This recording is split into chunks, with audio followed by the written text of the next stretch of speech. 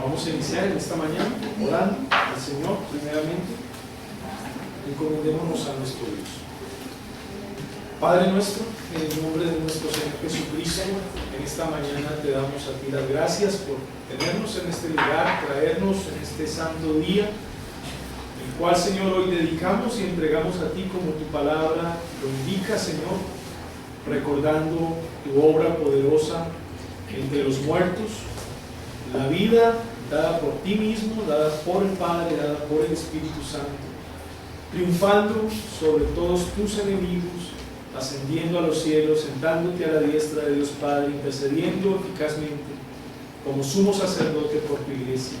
Y nosotros en este día celebramos y recordamos tu poderosa obra de expiación por nosotros. Te damos gracias porque cada uno de los beneficios de la justificación y adopción los hemos recibido en la regeneración. Gracias porque tu Espíritu Santo está con nosotros en esta mañana, porque Él habita en medio de nosotros y porque el culto que vamos a celebrar posteriormente lo vamos a celebrar para ti, para la edificación, consolación y también exhortación de tu pueblo, Señor. Oro por esta iglesia de manera particular para que tú bendigas a mis hermanos en esta mañana, les seas dando entendimiento, inteligencia espiritual, sabiduría para comprender la sana doctrina y para que tu Espíritu Santo aplique a sus corazones las verdades que cada día vamos aprendiendo. Bendícenos hoy, Señor, en esta escuela dominical, bendícenos también en el culto, donde vamos a estar predicando tu palabra, donde vamos a estar celebrando la cena del Señor también, y donde vamos a estar estableciendo de manera oficial la membresía de esta congregación. Señor, bendícenos en todas estas cosas que vamos a hacer en este día. Guíanos con tu Espíritu Santo, Señor, y que toda decisión que tomemos sea una decisión conforme a tu palabra. También bendícenos en el ágape en las horas de la tarde y en la reunión con los miembros que tendremos también al finalizar, Señor. Permite que todas estas cosas se puedan desarrollar con un corazón sincero, con conciencias limpias, de fe no fingida, sino atesorando, guardando para sí las doctrinas fundamentales que tú nos has enseñado, Señor, lo que es el verdadero cristianismo. También oramos por nuestras iglesias hermanas, por la gracia de Dios en la ciudad de Medellín, por la enseñanza del pastor Sergio Luis, por la predicación del pastor Julio Benítez, por la iglesia que está en el Carmen de Iborá. También oramos en esta mañana por nuestro hermano Alirio en su enseñanza, predicación, por la extensión que está en la Estrella. También oramos por el hermano Edwin, por el hermano Rodrigo Mejía, por el hermano Tomás de Arco, por todos los que están sirviéndote en este día, Señor. Están preparando sus corazones, han dispuesto sus vidas para enseñar, para predicar y para ser edificados a la hora de escuchar tu santa palabra. También oramos por la iglesia en Quibdó, por los hermanos en ese lugar que también están reunidos hoy, para que también les bendigas con bendición de lo alto, Señor. Ayúdanos pues en este tiempo a nosotros, bendícenos en este tiempo y que sea de gran edificación para nuestra iglesia, en el nombre de Jesús. Amén. Amén.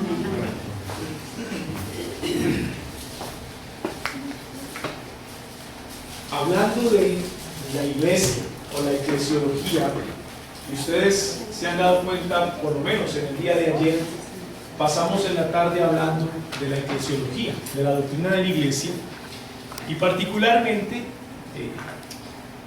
explicamos lo que es ser miembro, a lo que nos referimos cuando hablamos de membresía de una iglesia local.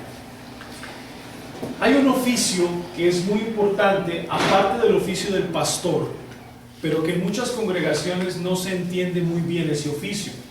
Es el oficio de diácono. En el Nuevo Testamento nosotros podemos ver la importancia del diaconado. Parece indicar que los oficiales, diáconos, juegan un papel muy importante en la edificación y consolidación de una iglesia local. Nosotros vemos ese primer registro en Hechos capítulo 6, que aunque no de manera oficial, Lucas nos está estableciendo el oficio diaconal, no de manera oficial, pero sí Lucas ya nos da un indicio de lo que se refiere cuando habla del diaconado. Y esto está en un contexto donde la iglesia de Jerusalén está creciendo sobremanera. En Hechos capítulo 6, pues ya ha ocurrido la conversión de casi como 3.000 personas y luego la conversión de casi como 5.000 personas. O sea que la iglesia de Jerusalén está muy grande. Los judíos, por costumbre, no contaban a las mujeres, ellos contaban los hombres. ¿Qué quiero decir? Que todo conteo que usted encuentre de parte de judíos en la Biblia, de manera, digamos, exclusiva, usted tiene que pensar en los hombres. No se cuentan a las mujeres. Por ejemplo, cuando nuestro Señor Jesucristo dice, o cuando el evangelista describe la escena de nuestro Señor cuando multiplica los panes y los peces, que alimentó como a 5.000 personas. Esas 5.000 son hombres. Realmente nosotros podemos entender que si son hombres, entonces tenemos que contar por 2. Realmente se duplican las cosas. Y son 5.000 personas, fueron más de 5.000 personas las que fueron alimentadas realmente. Cuando el Nuevo Testamento nos cuenta que fueron como 3.000 los que conocieron al Señor, o que fueron como 5.000, el énfasis está en los hombres, sin contar las mujeres. ¿Qué quiere decir eso? Que si las mujeres estaban con ellos, se duplica el número. Es un aproximado, más o menos. Ellos cuentan por familias. Ese es el conteo, por familias. El hombre representa a la familia, y ese es el conteo que el judío solía hacer en sus tiempos. Así que para el capítulo 6 del libro de los Hechos, ya más o menos tenemos una suma de 8.000 personas, es decir, familias. Pueden ser muchas más, ya entendemos por qué, porque no se cuentan a las mujeres y no se cuentan a los niños, pero estaban ahí, tal vez muchos jóvenes, jovencitos, también habían hecho parte de la iglesia primitiva en Jerusalén. Ahora, lo que nos dice el primer versículo del capítulo 6 de Hechos, es que como creciera el número de los discípulos, así mismo crecían los problemas. O sea que es algo muy importante comprender cómo a medida que una iglesia crece, asimismo crecen con la iglesia los problemas. Nosotros no podemos pretender que no haya problemas en la iglesia local. Siempre van a haber problemas. Y a medida que el número de los discípulos aumenta en la iglesia local, asimismo el número de problemas aumenta en la iglesia local. ¿Cuál era el problema? La murmuración. Estaban murmurando. ¿Y por qué estaban murmurando? Porque las mujeres, las viudas de los judíos que hablaban griego, estaban siendo desatendidas por los judíos que hablaban hebreo. Ese era el problema. Y recuerden que debido a la helenización o a toda la conquista cultural que hizo Alejandro Magno por el imperio griego, todo eso marcó toda la cuenca del Mediterráneo, de tal manera que si hablaba griego común o griego koiné, desde los límites occidentales hasta los límites con la India, ese era el idioma común. Todos los judíos que fueron dispersos, que salieron de Jerusalén por causa de la persecución, pues tuvieron que aprender a hablar griego. Es más, los hijos que tuvieron fuera de Jerusalén no hablaban hebreo. Se les olvidó hablar hebreo, solamente hablaban griego. Por esa razón, uno de los gobernadores del sur, en los cuales se había dividido el imperio griego posteriormente, él hace uno de los mejores trabajos que alguien ha podido hacer jamás en la historia. Tomar el Antiguo Testamento que está en hebreo y llevarlo para que lo traduzcan por lo menos 72 ancianos al griego. Esa es la versión de la Septuaginta. La palabra Septuaginta viene de 70. Es una traducción del Antiguo Testamento hebreo al griego para que los hijos de los judíos que no hablaban hebreo leyeran el Antiguo Testamento en griego. Así que el idioma se fue perdiendo entre los judíos que estaban alrededor de Jerusalén y no propiamente los de Jerusalén. Cuando llegamos a Hechos 6 hay esa problemática. Muchos judíos se quedaron en Jerusalén después de Pentecostés, en Hechos capítulo 2. Venían de otras tierras, celebraron la fiesta del Pentecostés, como su nombre lo indica, es el día 50 después de la Pascua. Se quedaron ahí, celebraron la fiesta del Pentecostés, que es la fiesta de las cosechas o de los frutos. No por nada, piense esto, no por nada el Señor utiliza un día, que es el día de las cosechas, para derramar su Espíritu Santo. O sea, es como si el Señor estuviese diciendo: hoy en el día de las cosechas será derramado mi Espíritu para que mi pueblo coseche lo que ya está listo. ¿Y cómo sabemos que cosechó lo que estaba listo? Porque Pedro predicó y se convirtieron como 3.000. O sea, todo tiene un significado, un sentido. Estos judíos que hablaban griego se quedaron en Jerusalén, y como se quedaron allí tanto tiempo, hicieron parte de la iglesia de Jerusalén, y las viudas que hablaban griego estaban siendo desatendidas por los judíos que hablaban hebreo, porque había ciertas diferencias raciales. Es decir, los judíos que habían quedado en Jerusalén eran un poco celosos, eran exclusivos, no permitían mucha interacción con aquellos judíos que habían salido de Jerusalén, o que hablaban otro idioma, o que se habían levantado en una cultura griega, más no en la cultura ritualista judía.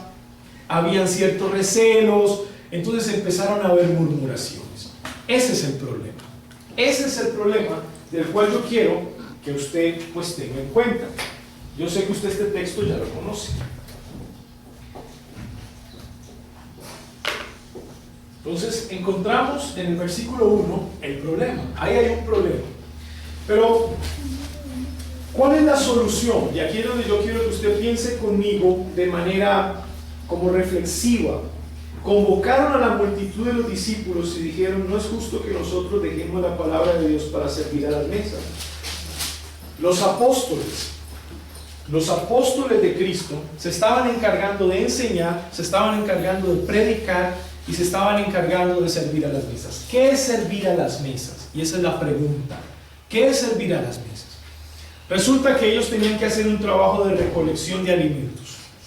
Ellos recolectaban alimentos y repartían los alimentos a las personas más necesitadas, principalmente a las viudas, principalmente a los huérfanos. Recuerden que ese era el grupo de personas más desprotegidos del pueblo: viudas y huérfanos, y los más protegidos por Dios. Así que ellos tomaban alimentos, recolectaban frutos, recolectaban en una canasta y empezaban a repartir principalmente a las viudas y luego a los huérfanos. De lo que quedaba de las canastas, repartían al resto de la congregación. Ese era el trabajo que generalmente se hacía, y es lo que Jesús mismo hizo. Él mismo repartió a los más necesitados y a los más pobres. Ese fue también su trabajo. Entonces los apóstoles se encargaban de recolectar todos esos alimentos, se encargaban de la distribución de todos esos alimentos, se encargaban de la enseñanza de la palabra, de la predicación de la palabra y de la oración pública. O sea, todo lo hacían los apóstoles. Todo, absolutamente todo. La situación era que si los apóstoles seguían haciéndolo todo, iban a perder el tiempo que se le iba a dedicar a la enseñanza de la palabra y a la oración, que fue para lo cual ellos fueron llamados. Así que en ese sentido ellos convocan a la iglesia. Miren el orden como ellos trabajan. Convocan a la multitud de los discípulos. Pregunta: ¿discípulos de dónde? De la iglesia de Jerusalén. O sea, no convocaron a todos los discípulos del mundo o de todas las tierras. Convocaron a los discípulos de Jerusalén. Y los convocaron. ¿Por qué? Porque ellos piensan que no es justo que ellos, por servir a la mesa, dejen la palabra de Dios. Bueno, realmente están en lo correcto, pero ellos no pueden dejar así. Tienen que buscar personas que se encarguen de hacer lo que ellos están haciendo. Y ellos le dicen a la multitud: buscad pues, hermanos, de entre vosotros a 7 varones de buen testimonio, llenos del Espíritu Santo y de sabiduría, a quienes encarguemos de este trabajo. Pregunta: ¿a quién le dijeron los apóstoles que buscaran? A la multitud, a la congregación. En otras palabras, la congregación debe tener conocimiento pleno de los oficiales que van a ser elegidos para cumplir una labor. ¿Recuerdan ayer cuando hablábamos de deberes y derechos de los miembros? Pues un derecho que tienen los miembros de una iglesia local es a elegir sus oficiales. Ese es un derecho que tienen. Ahora, lo que están haciendo aquí los apóstoles es precisamente eso. Están contando con la congregación para que juntamente con la congregación se elijan a estos hombres aptos, miren bien, aptos para distribuir los alimentos. Piensen, ¿se requiere algo tan formal para distribuir las mesas? ¿Para servir a las mesas? ¿No se supone que eso lo puede hacer cualquiera? Bueno, o por lo menos cualquiera que tenga las ganas de hacerlo. Aparentemente no. Aparentemente deben ser personas vistas por la congregación y elegidas por la iglesia, quienes lideren procesos de servicio en la congregación, quienes lideren procesos de diaconía en la congregación, tienen que ser elegidos por la congregación. No se pueden imponer, ni ellos mismos se pueden autoimponer. Tienen que ser elegidos por la congregación. Ahora miren esto. Tomaron a 7 varones y miren las características. Número 1, buen testimonio, clave. Número 2, llenos del Espíritu Santo. Y número 3, llenos de sabiduría. Y estamos hablando de la solución al problema. Esa es la solución al problema. Ellos están solucionando el problema de la murmuración entre hermanos, porque no hay quien sirva a las mesas y atienda a las viudas de los judíos que hablan griego. La solución son 7 varones. Y miren las características de esos varones. Primero, que tengan buen testimonio. Es la primera característica. Y la palabra testimonio acá, lo que significa, en esencia, es que sean varones íntegros. Es íntegros. ¿Y qué significa que sean íntegros? Bueno, ¿qué pasa si yo tengo un vaso? Supongamos que esto no es de este material, sino que es de otro material.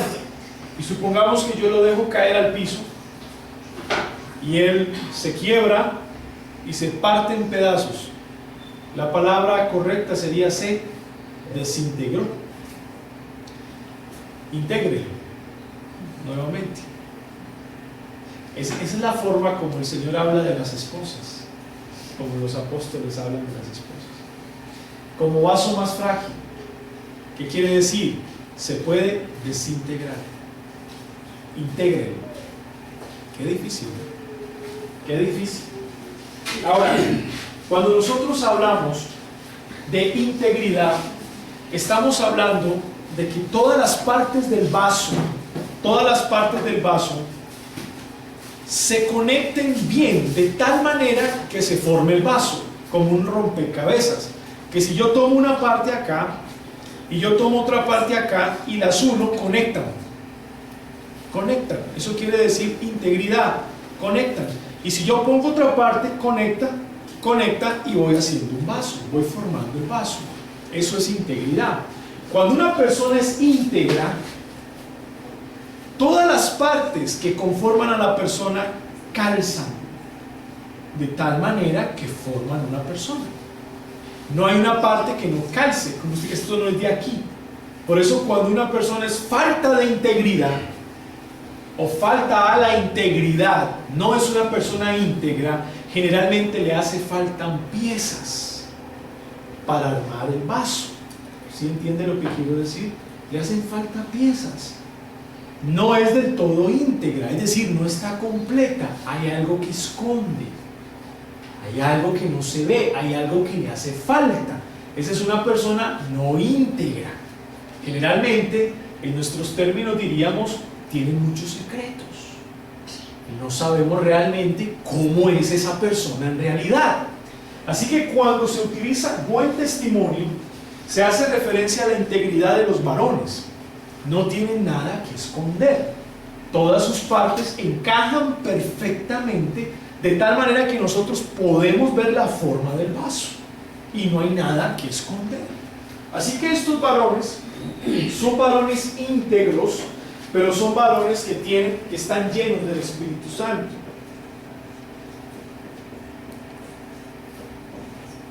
Y lo que significa la llenura del Espíritu Santo, siguiendo la línea de la carta a los Efesios y de la carta a los Colosenses, vamos a revisar un poco la carta a los Efesios.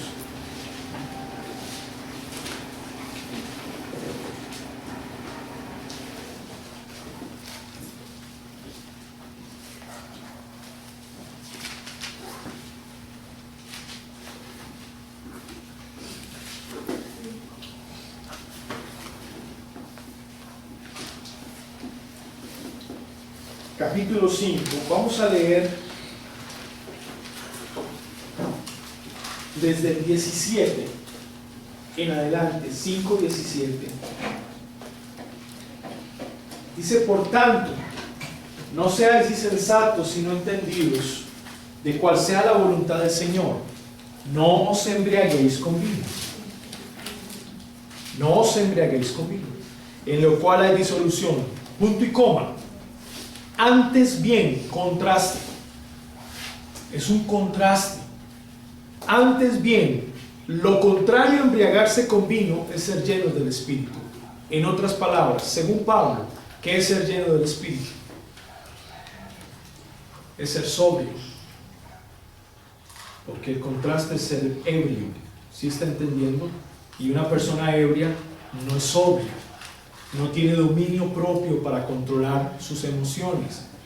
Lo contrario al ebrio es el sobrio, el que tiene dominio propio, el que toma decisiones a conciencia. Esa es la persona que es llena del Espíritu Santo. Es decir, una evidencia de que he sido lleno del Espíritu Santo es la sobriedad en las cosas. Es cuando puedo aplicar o ejecutar en mi vida dominio propio. Esa es una evidencia de que he sido lleno del Espíritu Santo. Cuando me falta llenura del Espíritu Santo, me comporto como un ebrio. No tengo sobriedad en mi vida y no tengo dominio propio para tomar decisiones. Generalmente me voy a los extremos. O sea que Pablo hace un contraste. Si los que se embriagan pierden toda sobriedad y pierden todo dominio, los que se embriagan del Espíritu, es como si yo estuviese diciendo, los que están llenos del Espíritu, por el contrario, serán personas muy sobrias y serán personas que tengan mucho dominio propio en su vida. Esa es una evidencia. Hablando entre vosotros con salmos, con himnos, con cánticos espirituales, cantando y alabando al Señor en vuestros corazones. En otras palabras, la boca, la comunicación verbal, las palabras de los que han sido llenos del Espíritu Santo están adornadas de palabras de temor a Dios. Es decir, sus bocas no van a hablar cosas que no agradan a Dios, sino que se cuidarán muy bien de saber hablar, de qué palabras utilizar. Generalmente con sus palabras estarán alabando a Dios continuamente. Generalmente siempre en sus palabras estarán bendiciendo a su hermano, bendiciendo al prójimo. Y esa es una evidencia del fruto del Espíritu Santo, de ser llenos. Ahora pregunta, ¿pero cómo nos llenamos del Espíritu Santo? Si de alguna manera Pablo nos da evidencia de que hemos sido llenos, ¿cómo nos llenamos del Espíritu Santo? Termina diciendo el versículo 20: dando siempre gracias por todo a Dios y Padre en el nombre de nuestro Señor Jesucristo. Note bien, la acción de gracias, las palabras de alabanza, las palabras de adoración, las palabras de bendición, la sobriedad y el dominio propio son evidencias de una persona llena del Espíritu Santo. Colosenses, que es el texto paralelo, nos dice cómo ser llenos del Espíritu Santo. Miren Colosenses. Colosenses capítulo 3.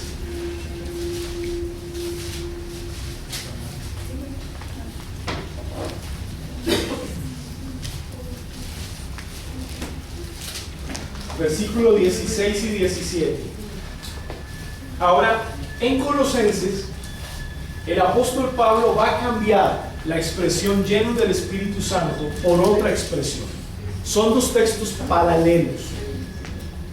Y miren la expresión por la cual él va a cambiar el ser lleno del Espíritu Santo en Colosenses. Miren la expresión, Colosenses 3, 16. La palabra de Cristo mora en abundancia en vosotros. Noten, enseñándoos y exhortándoos unos a otros en toda sabiduría. ¿Por qué cambia Pablo la expresión lleno del Espíritu Santo en Colosenses? Por la llenura de la palabra de Cristo. Yo quiero que usted lo note bien. ¿Y cómo yo sé que cambia? Porque los resultados de ser lleno de la palabra son los mismos resultados de ser llenos del Espíritu. Mírenlo bien, versículo 16.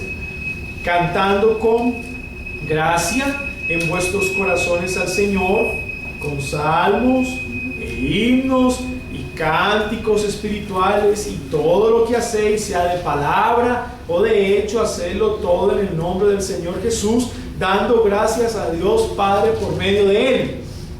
Si usted hace un trabajo de comparación entre el texto de Efesios y el texto de Colosenses, las mismas evidencias están en los dos textos. Lo único que cambia es la primera expresión, la primera palabra. En Efesios, Pablo dice ser llenos del Espíritu. En Colosenses, Pablo dice que la palabra de Cristo mora en abundancia en vosotros. No tengo duda que lo que llena a un verdadero cristiano del Espíritu Santo es la palabra de Dios. Es decir, a medida que un cristiano llena su mente de la palabra de Dios, llena su vida de la palabra de Dios, se llena del Espíritu Santo. No es lo mismo un creyente que a duras penas lee la Biblia, que la lee cada 8 días, o que no la lee sino siempre cuando venga el culto solamente, pero en todos los días no la lee, no tiene contacto con la palabra de Dios. No es lo mismo ese creyente al creyente que todos los días o continuamente está escudriñando las Escrituras. No es lo mismo. No es lo mismo la familia que no hace devocional familiar a la familia que sí hace devocional familiar. No es lo mismo, porque la familia que se llena de la palabra de Dios en el devocional familiar va a estar llena del Espíritu Santo. La familia que no hace devocional familiar no va a estar llena del Espíritu Santo. Puede tener al Espíritu Santo, sí, si es un verdadero cristiano, pero su llenura, su poder, no lo va a tener. Porque quien le da poder a él y le da esa llenura para reaccionar ante la tentación es la palabra de Dios. ¿Qué hubiese pasado si Cristo no está lleno del Espíritu Santo con la palabra en Mateo 4, en el día de la tentación?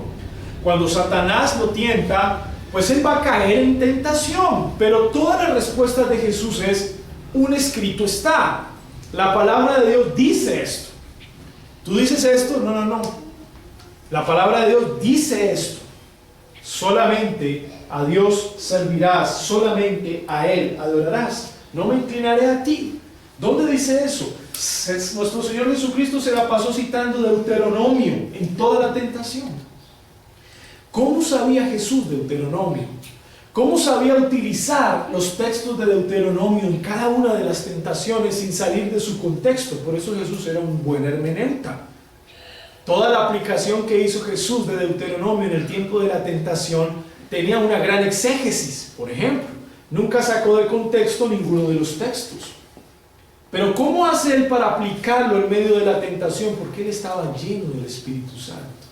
¿Y cómo sé yo que estaba lleno del Espíritu Santo? Cuando a través de la palabra de Dios venció la tentación. O sea que yo no tengo duda que la llenura del Espíritu Santo tiene que ver con la llenura de la palabra de Dios. No hay duda al respecto.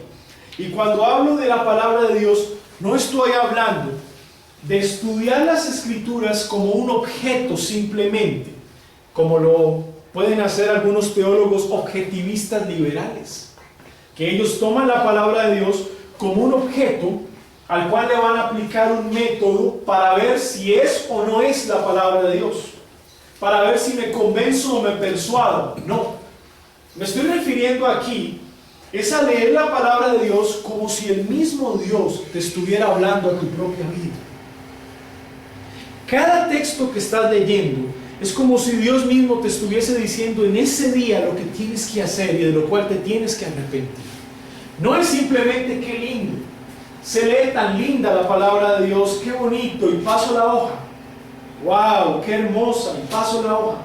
No me refiero a eso. Me refiero a que usted se detiene en el texto bíblico y ora al Señor y le dice: Señor, ¿qué me quieres decir? Yo sé que tú me estás diciendo algo. ¿Qué quieres decirme con tu palabra? ¿Qué quieres que yo corrija? ¿Cuál es el pecado del cual me tengo que arrepentir?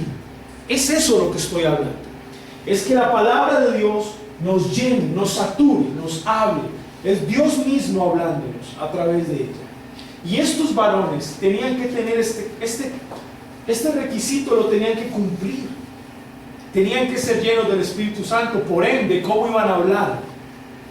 Iban a hablar bien. Iban a hablar con palabras edificantes. Siempre iban a tener una palabra de ánimo para el creyente desanimado. Siempre iban a tener una palabra de consolación para el creyente triste. Siempre iban a tener una palabra de exhortación para el creyente que no estaba caminando muy bien. Le llamaban en amor, lo llamaban al arrepentimiento. Siempre iban a tener una palabra de edificación para el pueblo. Ese es el testimonio, pero se da a partir de la llenura del Espíritu Santo. Y tenían que ser hombres sabios. Ese es el tercer requisito. La sabiduría es diferente al conocimiento. Y la diferencia entre la sabiduría y el conocimiento es simple. Es la práctica. El conocimiento, pues, es la información que yo estoy recibiendo continuamente. Cuando yo conozco la palabra de Dios, es porque me informo de la palabra de Dios. Sé lo que la palabra de Dios dice. Sé lo que debo hacer. Sé cómo responder ante la adversidad o ante un momento difícil. Sé porque tengo la información. Pero eso no significa que lo haga. Eso no significa que en el momento de la prueba yo responda bien.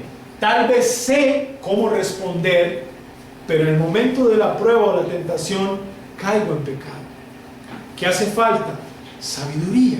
Aquí es donde la sabiduría es diferente al conocimiento. Una persona sabia es la persona que aplica lo que conoce en el momento preciso que necesita aplicarlo. Jesús fue sabio en el momento en el que tenía que sacar su artillería y destruir a Satanás. Con esa palabra sacó su artillería. En el momento en el que está en Getsemaní y tiene temor por sufrir la cruz, saca su artillería y dice: Padre, que no se haga mi voluntad sino la tuya. Eso es sabiduría. En el momento en el que es confrontado por los fariseos, por los saduceos, las respuestas de Jesús fueron sabias. Sacó la artillería en el momento perfecto que tenía que sacar. Todo el conocimiento fue aplicado de manera contextual. Esa es una persona sabia. Podemos tener mucho conocimiento y nuestras cabezas se pueden inflar de conocimiento, pero eso no es garantía para aplicar sabiamente lo que hemos aprendido por la palabra de Dios. Así los saduceos vienen y le dicen: pues nosotros no creemos en la resurrección de los muertos. Por cierto, los saduceos no creen en todo el Antiguo Testamento, solo creen en el Pentateuco, nada más. Y en el Pentateuco, la Torá, no hemos leído de resurrección de los muertos. Y Jesús le dice: no, ¿y qué dice Éxodo? Y los manda a Éxodo. Y uno lee el texto y dice: ¿por aquí dónde dice la resurrección de los muertos? Pero Jesús sí sabía, porque él tenía el conocimiento de la palabra, y en el momento en el que lo tientan con una pregunta para hacerlo caer, él saca la artillería y aplica el texto. Eso es sabiduría. No es más sabio el que más conozca, es más sabio el que más obedece. Esa es la idea. La sabiduría va ligada a la obediencia. ¿Cuántos hermanos y hermanas están muy ancianos? Nosotros hablamos de reforma, y la reforma trae su complejidad. Entender doctrinas, predestinación, decreto divino, providencia, infralapsarianismo, supralapsarianismo, amilenialismo, premilenialismo, postmilenialismo. Un anciano, un verdadero creyente anciano, no nos va a entender muchas cosas, pero ese anciano puede tener más sabiduría porque es más obediente a la palabra de Dios. ¿Notas? ¿Cuántos jóvenes no cometemos el error de creer que porque tenemos mucho conocimiento somos igual de sabios? Y no lo somos, porque no oramos lo que ora un anciano. ¿Notan? Y el anciano está siendo probado, y el anciano dice: pero el Señor es mi fortaleza, y cita textos de memoria. El joven es probado y lo primero que hace es quejarse. Ahí hay una gran diferencia diferencia. Lo que tenemos que rogar al Señor es que nos dé sabiduría. No dejar de conocerle, pero a medida que le conocemos, aplicarlo en el momento correcto. Así nos sigue diciendo Lucas en el capítulo 6.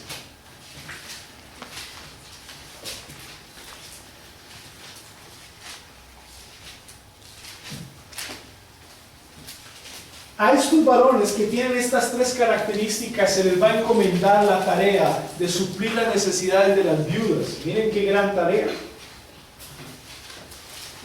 Es por eso que parte de la organización de esta iglesia Gosén, también tiene que ver con la diaconía, tiene que ver con el rubro preparado para ayudar a las personas más necesitadas y con la distribución de esas cosas. Y tenemos que formarnos en eso, en esta iglesia también. Hacer las cosas de manera ordenada. Y nosotros persistiremos en la oración y en el ministerio de la palabra. Esa es la solución. Ahora, ¿qué hacen ellos? Se ponen en marcha. Es la puesta en marcha.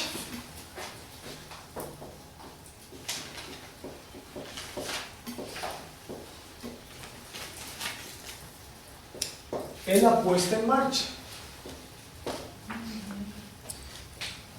Agradó la propuesta a toda la multitud y eligieron a Esteban, varón lleno de fe y del Espíritu Santo. ¿Cómo sabemos que estaba lleno de fe y del Espíritu Santo? Porque en el capítulo siguiente va a morir por Cristo.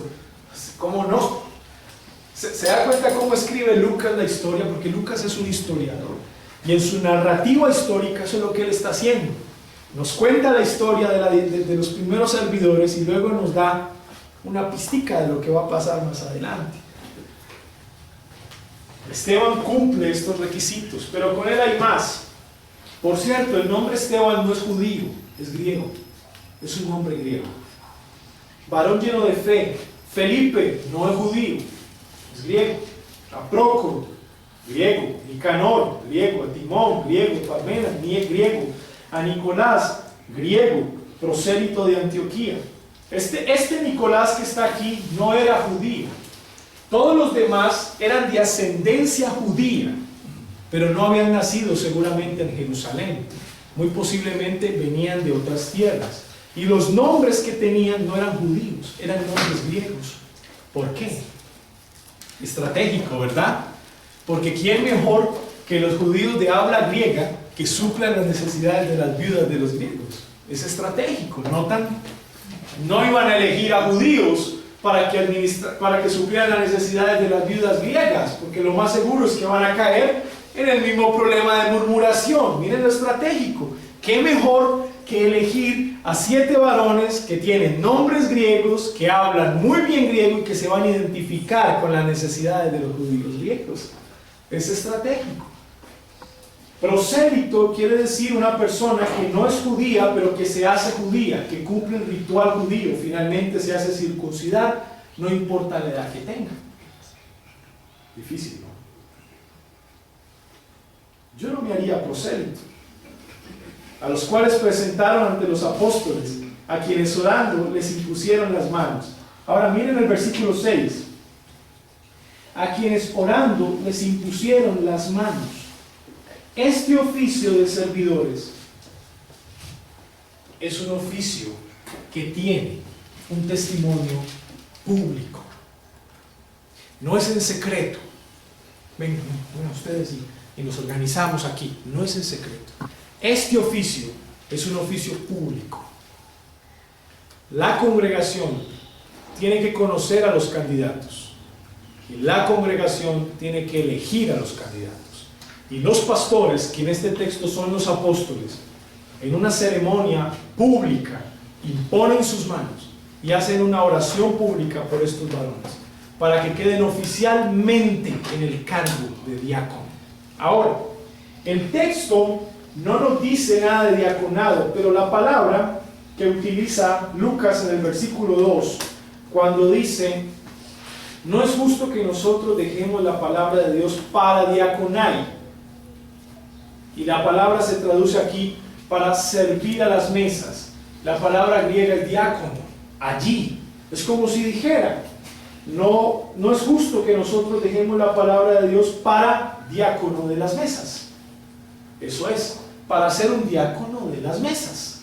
Es un servidor oficial que sirve en la distribución de la iglesia. Así que esto tiene una oficialización. ¿Cuál es el resultado? Versículo 7. Y crecía la palabra del Señor y el número de los discípulos se multiplicaba grandemente en Jerusalén.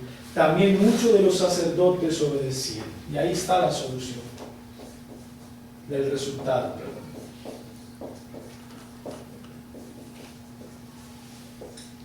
Ahí está el resultado. Ese es versículo 7. Versículos 5 al 6. Versículo 2 al 4. Y ahí está el resultado. El resultado es que la palabra del Señor crecía. Pregunta: ¿por qué la palabra del Señor crecía? Porque los apóstoles ya no tenían que ocuparse de las servilanas sino predicarse. Esa es la respuesta. Porque los apóstoles ya no se iban a encargar de servir a las mesas, sino que se iban a encargar en la enseñanza y en la predicación de la palabra. O sea, notan lo que hace la organización de la iglesia local con estos servidores oficiales. Permiten que los encargados de enseñar y predicar la palabra de Dios lo puedan hacer con mayor amplitud, con mayor poder, con mayor pasión, porque ya hay un grupo de hermanos encargados para la administración de la iglesia local. Ahora, Pablo, en Timoteo capítulo 3, nos da ciertos requisitos para estos hombres. Ya en la iglesia de Éfeso había un poco más de formalidad. Recuerden que estamos hablando al inicio de la iglesia primitiva, aquí en Hechos 6. Esteban más o menos es martirizado en el 35 después de Cristo, más o menos. Y cuando Pablo escribe la primera carta a Timoteo, la escribe en el 62. Miren la distancia. O sea, ya han pasado aproximadamente unos 30 años, más o menos unos 30 años. O sea que la iglesia de Éfeso, en comparación a la de Jerusalén, pues era un poco más organizada. O sea, se espera que haya mayor madurez cada vez que se abrió una iglesia posteriormente. Ahora miren lo que dice primera de Timoteo 3:8. Los diáconos, que es la palabra que se utiliza en Hechos 6, para servidor. En este sentido sería servidor oficial. Un diácono no es lo mismo un ujier. Un ujier es un servidor no oficial. Un diácono es un servidor oficial. Esa es la diferencia. El ujier no es oficial. El diácono sí es oficial. El trabajo de ujier lo puede hacer cualquier hermano, bueno, pues cualquier hermano que siempre y cuando viva conforme al Evangelio, pero ese hermano no es puesto a prueba. El diácono, aparte de cumplir los requisitos para ser diácono, tiene que ser puesto a prueba. Esa es la diferencia. ¿Por qué? Porque el uno es oficial y el otro no es oficial. Los diáconos asimismo deben ser honestos, íntegros, miren la palabra, sin doblez. Eso tiene que ver con el buen testimonio de Hechos 6. Pablo regresa a Hechos 6. No dados a mucho vino. ¿Y por qué no dice al vino tajantemente? Porque ellos tomaban vino. Pues esa es la razón por la cual tajantemente no dice así. Sin embargo, como nosotros tenemos libertad de aplicar el texto en nuestro contexto, sugerimos que no tomen vino. Esa es la sugerencia, que no lo tomen. ¿Por qué? Porque no sabemos, el diablo tienta. Las conciencias de los hermanos que están alrededor también se ven tentadas. No se ve bien en una cultura latinoamericana como la nuestra, donde todo aquel que se toma una cerveza es un borracho, generalmente. Entonces nuestra cultura no está preparada para esto. Para evitar problemas, digamos, no deberíamos tomar vino, para evitar caer en tentación. La palabra no lo cierra del todo, porque por la costumbre mediterránea se tomaban un vino. Se tomaban un vino antes de la cena y un vino después de la cena. Por eso el texto no dice cero vino, sino no mucho. queriendo decir el vino regular de la cultura mediterránea y ya. De ahí para adelante, absténgase, por favor. Esto del vino tiene que ver con el dominio propio. Evidentemente, Pablo está diciendo, un diácono tiene que tener dominio propio, tiene que ser sobrio, no codicioso de ganancias deshonestas. ¿Por qué? Porque el diácono va a manejar las ganancias de la iglesia. Es por esa razón que el pastor no tiene que ver con dineros. El pastor no debe contar los dineros. El pastor, algo más o menos ocurre así. El equipo de diáconos es el encargado de recibir el dinero, es el encargado de contar el dinero, es el encargado de construir el presupuesto, los rubros, todos, los fondos, a dónde va el dinero, en qué se invierte, todo. Y se reúnen con el pastor, puede ser una reunión mensual. Y en esa reunión con el pastor, los diáconos deben informar al pastor o a los pastores económicamente cómo va la iglesia. Y le dicen, este mes entró tanto, salió tanto, estamos en recesión económica o vamos bien. Todo ese informe se lo dan los diáconos a los pastores y los pastores conocen la parte financiera de la iglesia porque los diáconos le reportan a los pastores. Pero son los diáconos los encargados de manejar la administración de la iglesia. Ellos son los que designan la salida de los dineros. Si necesitamos ayudarle a los hermanos más necesitados de nuestra iglesia local, son los diáconos los que deciden cuánto dinero va a salir, porque conocen las finanzas. Digamos que a partir de los diáconos se constituye un comité financiero. Es por eso que Pablo le dice que no deben ser codiciosos, porque entre los diáconos se puede prestar para sacar dinero, entre ellos mismos. Entonces Pablo dice, ojo, que tu corazón no sea codicioso, que guarden el misterio de la fe con limpia conciencia. ¿Qué significa eso? Que el diácono debe conocer la doctrina. Debe conocer la doctrina. No puede ser un neófito en la fe. Tiene que ser una persona que conozca muy bien la doctrina de la iglesia local, que sepa muy bien cuáles son las columnas de esta iglesia. En esta iglesia estudiamos la Confesión de Londres de 1689, 32 doctrinas fundamentales de la fe. Los futuros diáconos de esta iglesia tienen que manejar la confesión de fe muy bien, de la A a la Z. Tienen que conocer la confesión muy bien, tienen que enseñar la confesión de fe, tienen que manejar la doctrina, no pueden cambiar la doctrina, no pueden vender su doctrina. Y estos también sean sometidos a prueba primero, o sea que para elegir a un diácono no se le puede elegir ya. Primero tiene que haber una candidatura al diaconado, o sea, se deben presentar las personas que consideramos que pueden en un futuro llegar a serlo y se ponen a prueba un tiempo. Más o menos ¿cuánto tiempo puede ser? Pueden ser 6 meses, puede ser un año. Es un tiempo considerable, donde los miembros de la iglesia local van a mirar si se portan como diáconos o no. Ya hoy, con lo que yo les he enseñado, ustedes ya tienen una comprensión un poco más amplia de lo que es un diácono, de lo que requiere serlo y lo que es servir a las mesas. Así que ustedes van a vigilar ese proceso, el tiempo que sea necesario.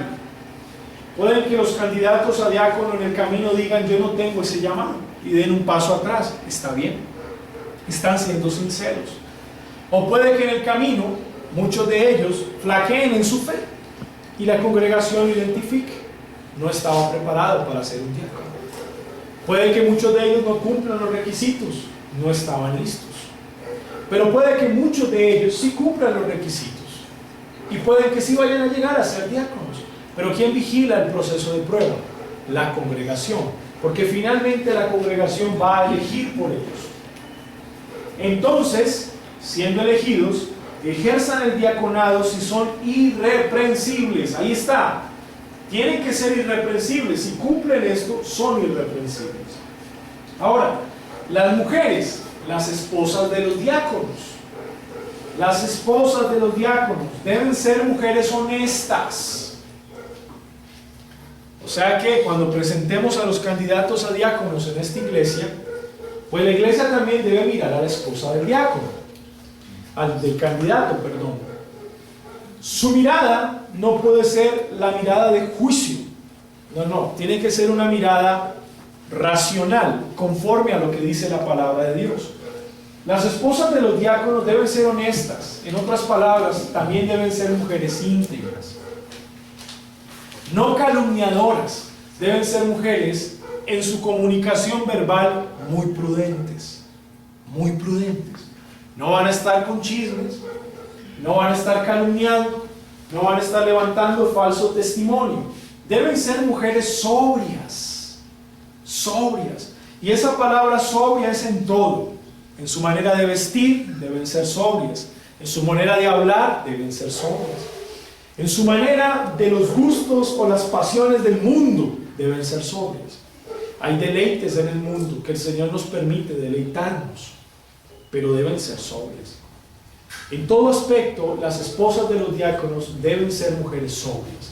Y esto tiene que ver con la llenura del Espíritu Santo en las esposas de los candidatos a diácono. Fieles en todo.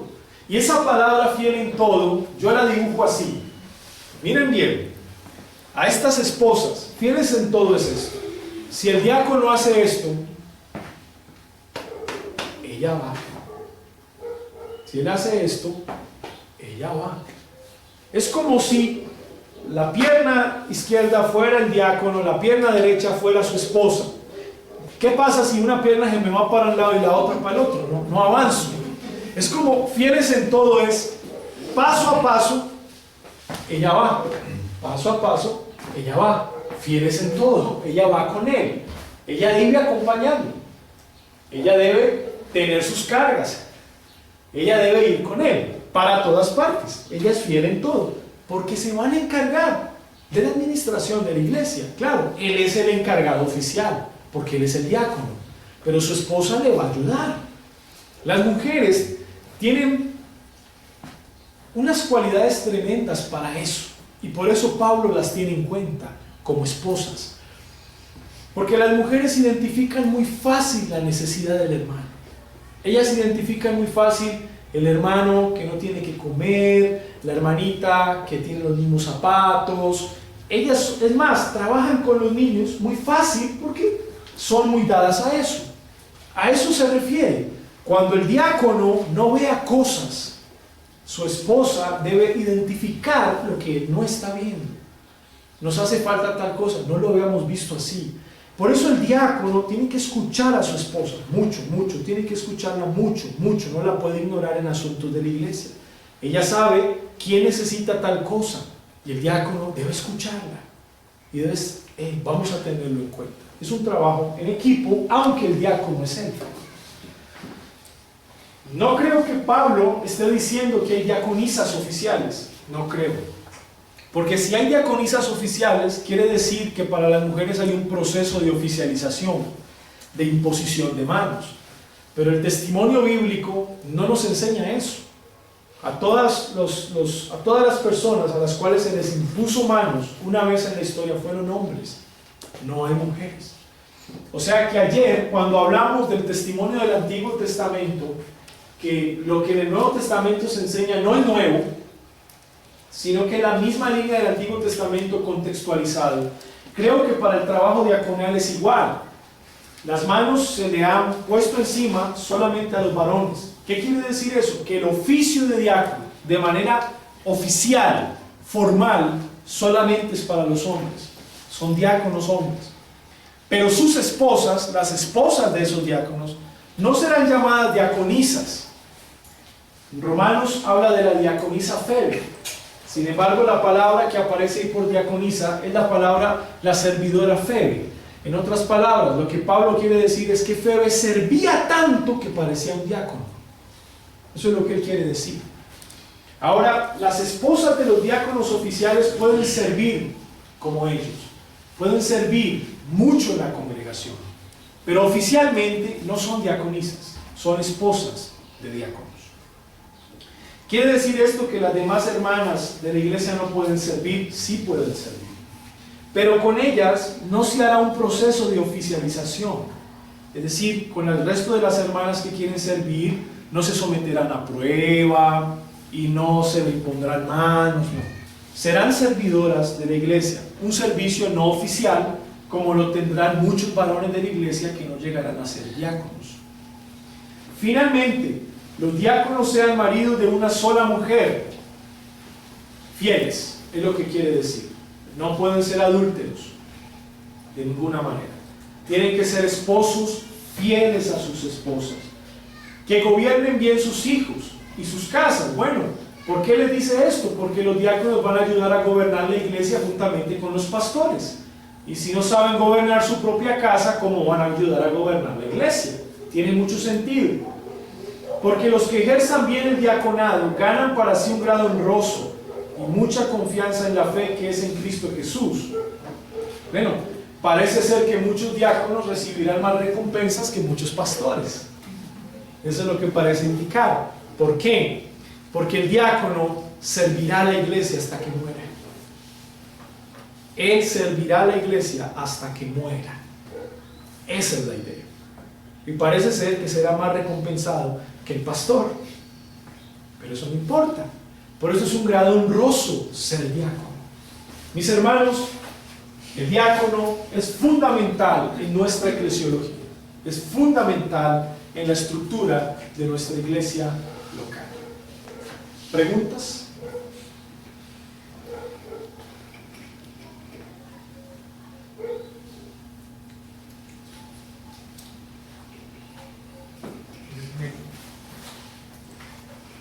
El diácono maneja lo que son las finanzas de la iglesia. No puede ser una mujer. Ayuda. Las mujeres pueden ayudar. Las mujeres pueden ayudar en todo. En todo. Y las esposas de los diáconos pueden ayudar en todo. En el caso de que él no es creyente, ella sí es creyente, ella es miembro de la iglesia y ella es la que maneja las finanzas. No debería ser. No debe ser. Ella debe estar sujeta a un hombre. Sí. Toda mujer debe estar sujeta a un hombre. Toda mujer. Independientemente si eso no es su esposo. Por ejemplo, en el caso de cuestiones eclesiásticas, si esa mujer, su esposo no es creyente, pero ella va a servir en la congregación, ella debe estar bajo el liderazgo de un varón de la iglesia. Eso siempre debe pasar. Por ejemplo, si la hermana ayuda en las finanzas, ella no es la que da el informe final. Ella ayuda, pero debe tener un varón que dé el informe final de las finanzas. Y ese es un diácono. Aunque no sea su esposo, no importa.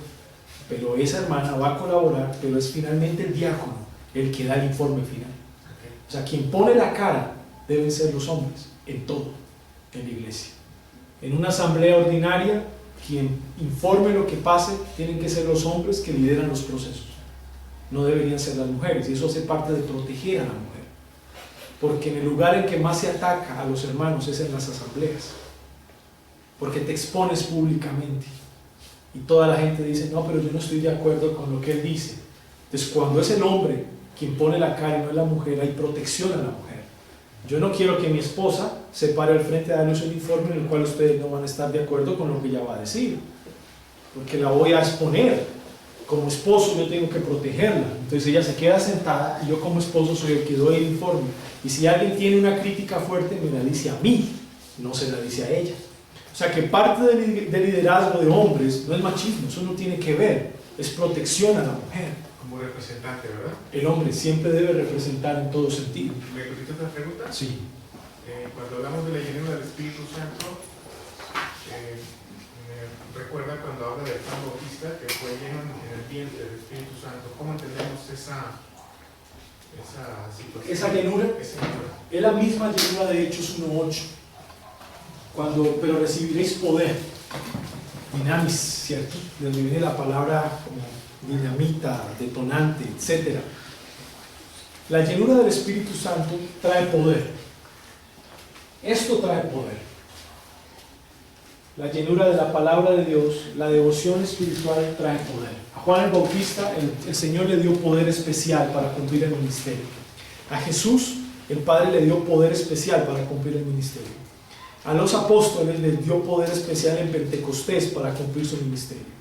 Hoy, todos los creyentes tenemos ese poder especial para vencer cualquier pecado. Lo que pasa es que no lo usamos. Y no lo usamos porque todavía somos muy mundanos. Todavía nos gusta el mundo. Todavía coqueteamos con el mundo, con los vicios del mundo. Nos conformamos en la vida cristiana, pero el poder está en el corazón del verdadero creyente. Solo vea devoción con el Señor, pasa tiempo con Él, llénate de la palabra y vas a ser un hombre de poder de lo alto. Eso te lo aseguro. Y no necesitas una experiencia extra para sentir que tengo el poder, porque el poder de Hechos se notaba en el denuedo de cómo predicaban la palabra de Dios. O sea que el poder no es una experiencia sensorial. ¿Ves? El poder se ve en la eficacia de la predicación de la palabra de Dios. Hombres y mujeres, ambos.